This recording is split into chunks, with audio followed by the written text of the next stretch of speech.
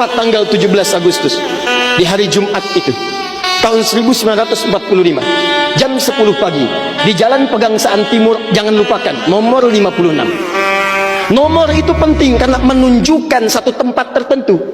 Kalau cuma jalannya saja berarti maaf ya, proklamasi berlangsung di jalan. Ini ada nomornya. Nomor itu menunjukkan kedudukan tempat. Ini jalan. Jalan apa namanya, Pak? Kistu Kencana, ya. Wisnu Kencana Timur, nomor 27, Masya Allah. Nomor 27 tempat ini. Kalau cuma Wisnu Kencana saja di jalan. Pertanyaan saya, kenapa tidak pernah dijelaskan dalam buku sejarah? Siapa yang punya rumah tempat yang nomor 56 itu? Jalan Pegangsaan Timur nomor 56. Rumah siapa nomor 56 itu?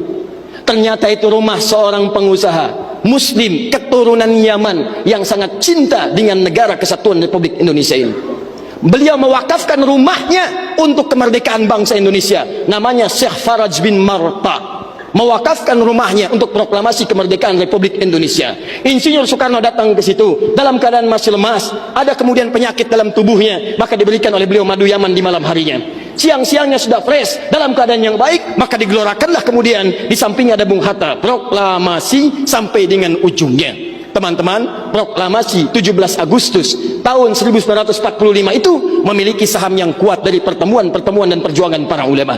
Karena itulah teriakan takbir yang digelorakan oleh Bung Tomo dari Surabaya itu, Allahu Akbar, Allahu Akbar. Terjemahan takbir itu kalau diterjemahkan dalam bahasa Indonesia adalah Allah yang maha besar, Allah yang maha kuasa. Kalimat Allah yang maha kuasa itu negara kesatuan Republik Indonesia mengapresiasi dan menanamkan dalam undang-undangnya. Baca pembukaan Undang-Undang Dasar. Atas berkat rahmat Allah yang maha kuasa. Kalimatnya Allah, tidak ada yang lain lagi. Atas berkat rahmat Allah yang maha kuasa dan dengan didorongkan oleh keinginan luhur. Jadi keinginan luhur itu diletakkan di akhir setelah Allah yang maha kuasa. Karena dari dulu itu memang punya keinginan luhur, pengen merdeka, tapi belum dapat. Siapa kemudian yang mempercepat keinginan luhur itu? Allah yang maha kuasa. Atas berkat rahmat Allah yang maha kuasa dan dengan didorongkan oleh keinginan luhur, maka rakyat Indonesia menyatakan dengan ini kemerdekaannya.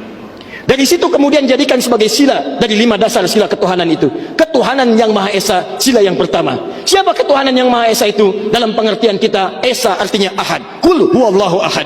Ditafsirkan kemudian dengan perlindungan dari negara, pasal 29 ayat 1 untuk dasar negaranya. Negara berdasar atas ketuhanan yang Maha Esa. Karena itu kalau di bumi Indonesia ini ada orang-orang yang anti Tuhan, ada orang-orang yang menolak ketuhanan, sesungguhnya dia sedang melanggar undang-undang.